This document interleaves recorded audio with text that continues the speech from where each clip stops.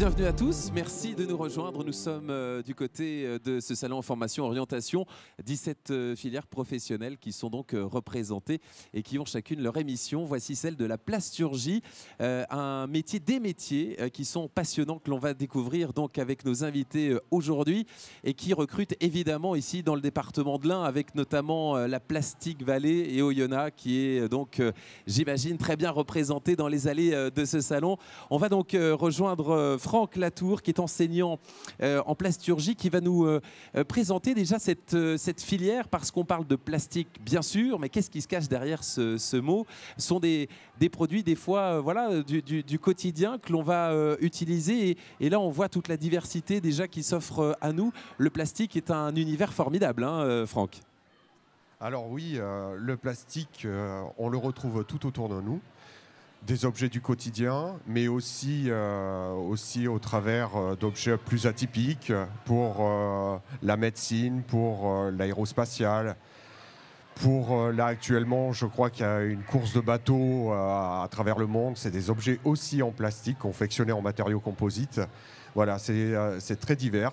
Et effectivement, nous, on apprend à nos élèves à appréhender toutes ces techniques pour pouvoir fabriquer ces objets qui sont à la fois des objets du quotidien et ou très particuliers. Ça veut dire que ce sont des métiers finalement transverses. On peut peut-être les présenter comme ça. C'est-à-dire qu'on est évidemment, on travaille dans le plastique et on est des professionnels du plastique, mais on va forcément travailler avec d'autres industries aussi, d'autres spécialités aussi. Là, on a parlé de bateaux, on parle des fois de cosmétiques, donc voilà, des flacons de parfum par exemple. C'est très vaste en fait, hein. Oui, en somme, c'est tous les corps de métier sont intéressés par la plasturgie, puisque oui, comme vous l'avez dit, c'est la cosmétique, c'est le luxe, c'est aussi les transports. C'est très varié en fait. C'est des petites pièces et des grandes pièces aussi, avec une diversité donc, qui est importante et impressionnante. Alors, quels sont les métiers que l'on retrouve dans cette filière de la plasturgie? Est-ce qu'on peut voilà, peut-être en illustrer quelques-uns?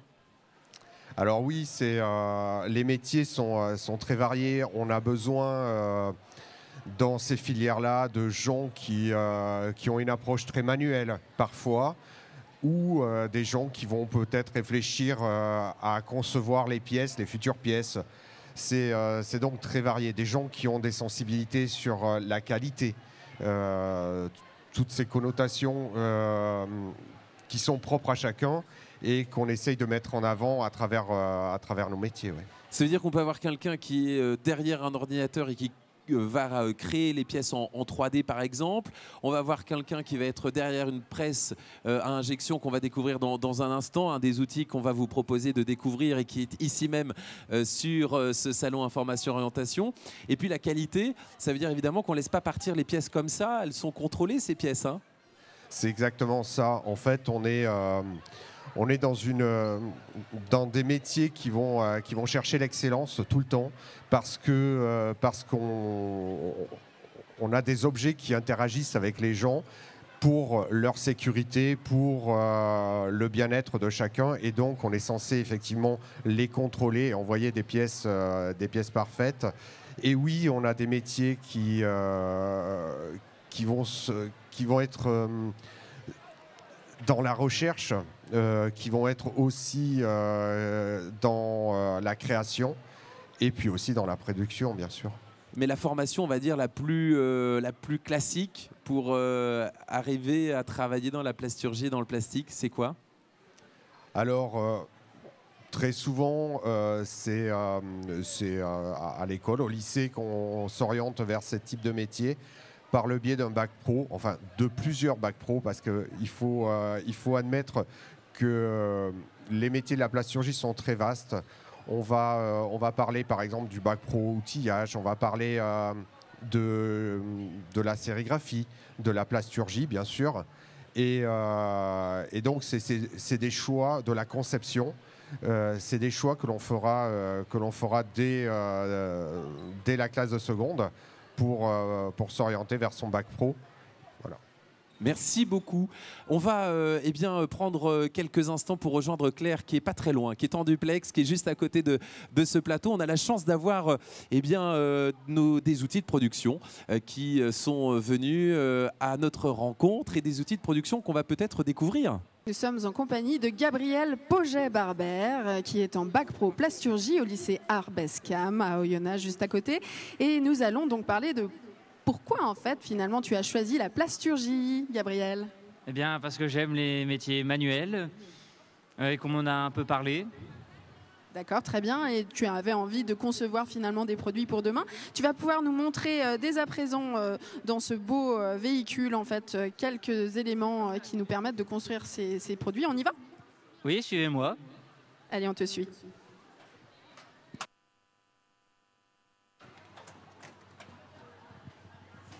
Voilà, alors là, on peut voir d'ores et déjà l'ensemble des produits effectivement qui sont réalisés. Alors, explique-moi un petit peu à quel univers ils correspondent, s'il te plaît. Eh bien, on a des pièces venant de l'automobile, d'autres pharmaceutiques et encore le cosmétique. Et on a donc quelques gros outils, quelques grosses machines. Explique-nous un petit peu à quoi elles servent, s'il te plaît. Eh bien, on a 2 presses à injecter et un broyeur. Les presses à injecter, elles ont un moule. Du coup, on injecte la matière dans ce moule et après, du coup, on a une moulée. Est-ce que tu as effectivement peut-être les produits bruts à nous montrer à quoi ça ressemble en fait, la matière? Oui. Voilà, alors ça, qu'est-ce que c'est exactement? Et bien là, ici, on a la carotte. Après, ici, on a les pièces. Et du coup, les carottes, on les met dans un bac et après, le bac, on le vide dans le broyeur. Et le broyeur transforme les carottes en granulés qu'on réutilise. Super, effectivement, il y a un cycle vertueux. On réutilise en fait la matière qui a été utilisée une première fois. La carotte est repassée au broyeur et on la réutilise dans une autre presse. Qu'est-ce que tu peux nous montrer d'autre? Je crois que derrière nous... Enfin, exactement.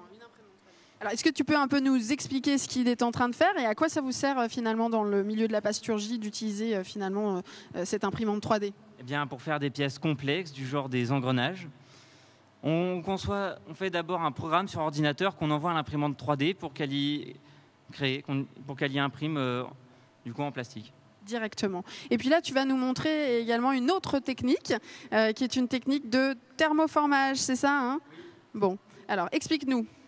Eh bien, en thermoformage, on transforme des plaques en pièces. On commence par la chauffer. Une fois qu'elle sera chaude, je pourrai remonter l'empreinte pour que la plaque prenne la forme de l'empreinte. Super, alors là en fait on a un petit timer, 17 secondes, c'est le temps de chauffage, 25. On n'en est plus qu'à 14, j'étais déjà dans le compte à rebours. Et on va pouvoir le voir en direct, Marc, c'est génial. J'ai l'impression d'être dans un camion qu'on connaissait bien quand on était plus jeune, où on assistait à plein d'expériences. Aujourd'hui c'est Gabrielle qui nous fait la démonstration. Donc là je pousse, je remonte l'empreinte. Voilà, vous avez pu voir en direct effectivement ce thermoformage par Gabrielle et nous allons donc vous rendre le direct. Voilà quelques exemples d'outils de production que nous utilisons au quotidien du côté de la plasturgie. Et puis, eh bien, il y a Jade. Est-ce que tu peux nous présenter finalement déjà le métier pour lequel tu te formes? Et puis, on parlera après de ta formation et pourquoi tu es allé dans ce métier-là. Mais c'est quoi la sérigraphie? C'est quoi le marquage? Le métier de sérigraphie, c'est un marquage qu'on va faire sur un support, qui soit plastique, plexiglas. Et c'est un procédé d'impression parmi tant d'autres. C'est une sorte de pochoir où on va faire passer l'encre de force. Alors ça veut dire en fait que s'il n'y avait pas de marquage, les flacons seraient quoi? Seraient tous d'une couleur ou transparents, mais on ne pourrait pas les distinguer en fait, hein? Oui, tout à fait. Il n'y aurait pas de marque, il n'y aurait pas de dessin. Ils seraient tous soit blancs, soit complètement pareils. Et puis, il y a des petits malins qui font des fois des packaging, on appelle ça le packaging, un peu particulier, avec des formes un peu complexes. Bah, du coup, c'est aussi ça qui est intéressant, c'est qu'il va falloir imprimer ces formes qui ne sont pas toujours à plat. Hein. Des fois, elles sont rondes, elles sont courbes. Ça, ce n'est pas forcément évident dans ton métier. Après, il y a des machines exprès pour ça, justement, qui peuvent imprimer sur des supports courbés, sur des supports très longs ou très courts. Ça dépend vraiment du support et on arrive toujours à s'adapter. Voilà, c'est là où il faut être malin, pro, et donc évidemment se débrouiller. On va aussi parler de ce marquage qui doit durer dans le temps. Là aussi, des produits et des procédés spécifiques. Donc, c'est ce qui est aussi très intéressant dans cette formation et dans ton métier. Oui, tout à fait. C'est très intéressant parce qu'on a plein de supports différents et on a plein de manières d'imprimer. Donc c'est quelque chose de vraiment intéressant et il y a toujours quelque chose à découvrir dans ce métier. On apprend toujours quelque chose. On va parler de ta formation et puis de ton parcours parce que voilà, tu as décidé donc de te former dans ces métiers. Comment tu y es arrivé? Pourquoi tu es allé du coup dans ce milieu de la plasturgie et du côté de la sérigraphie? J'y suis allée parce que j'adore dessiner et j'adore le design et je voulais imprimer, je voulais dessiner les dessins et voir le résultat final. Quelle formation tu as suivie? Comment ça s'est passé? Il y a des stages aussi? Il y a de l'alternance? Comment tu as fait? Alors oui, tout à fait. Il y a des stages et il y a une alternance. Il y a des stages de à peu près d'un mois durant l'année de première. Et il y a différents stages qu'on doit faire dans différentes entreprises. Et ils prennent assez facilement. C'est vraiment, faut juste avoir un bon comportement et c'est tout à fait accessible pour tout le monde. Et la formation, elle peut se faire en alternance à partir de la première. Et ça, l'alternance, évidemment, c'est une période à l'école, une période en entreprise. Et ça permet d'avoir tout de suite un pied dans le monde du travail. Dans les stages que tu as faits, voilà, tu as pu concevoir peut-être des produits. Alors, on ne citera pas la marque, mais des produits qu'on retrouve dans les grands magasins. J'imagine qu'on est fier aussi quand on voit le fruit de son travail. Oui, oui, tout à fait. Parce qu'on imprime des magasins, des fois, qui sont luxueux. Et du coup, ça nous fait toujours plaisir une fois... quand on passe dans un magasin et une fois qu'on voit ces pièces-là, de se dire « Ah, ça, c'est moi qui l'ai fait ». C'est toujours très intéressant et ça nous fait toujours plaisir. Surtout qu'il y a différents types d'impressions. Donc après, une fois qu'on est dans le métier, bizarrement, on reconnaît les impressions sur différents produits. On sait ce qui est de la sérigraphie ou du marquage à chaud. Donc c'est très intéressant. Alors, puisqu'on a parlé de ces principes, moi je te propose d'aller nous faire une petite démonstration. On a de la chance parce que la filière est juste à côté de ce plateau. Alors Jade, si tu es d'accord, tu vas pouvoir nous montrer ce que c'est que la sérigraphie et tu vas pouvoir aller rejoindre Claire et notamment Tom à la caméra. Vas-y, je te laisse y aller et comme ça on va aller regarder et suivre cette démonstration. Voilà, on voit en tout cas des jeunes qui sont évidemment très motivés et donc Claire, voilà, je sais que Jade est en train de te rejoindre pour cette démonstration donc de sérigraphie. Exactement, Jade arrive et nous avons déjà Roxane qui est en plein travail mais qui va pouvoir continuer. C'est un travail parfois à deux mains, 4 même. Voilà, ça y est, elle est en train de nous montrer. Elle applique en fait la peinture sur un calque en fait, hein, et puis dessous se trouvent les pièces, je crois. Donc elle va pouvoir nous expliquer un petit peu tout ça derrière. Et elle est assistée de Roxane qui l'aide en fait à positionner l'ensemble sur la pièce. Alors on te laisse faire, c'est très visuel ce que tu fais, mais ensuite il va falloir quand même que tu nous expliques. Il y a une question là entre les filles, dites-moi, qu'est-ce qui vous arrive? Alors en fait ce qui nous arrive c'est très simple, c'est juste que l'encre elle a séché, donc du coup on ne peut pas trop bien imprimer et puis l'encre ne passe pas en fait. Ce sont les joies du direct, messieurs, dames. Effectivement, en industrie, ça n'arrive pas. On a un produit parfaitement fini. Mais là, on est en train de faire des tests en direct.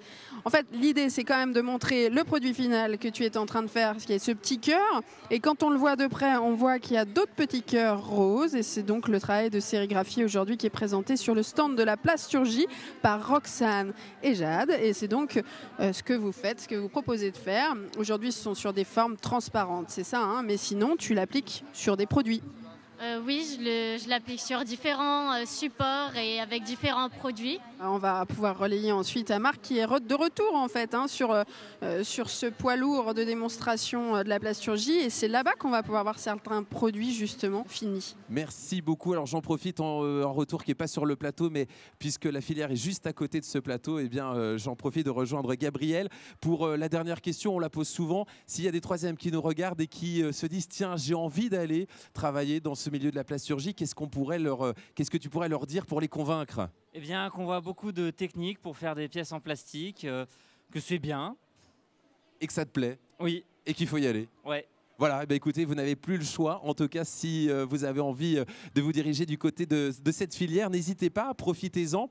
Vous allez retrouver toutes les informations, notamment sur le site 1.fr, comme toutes les émissions qui sont réalisées dans le cadre d'information orientation auprès donc des 17 filières qui recrutent dans le département. Merci beaucoup et à bientôt.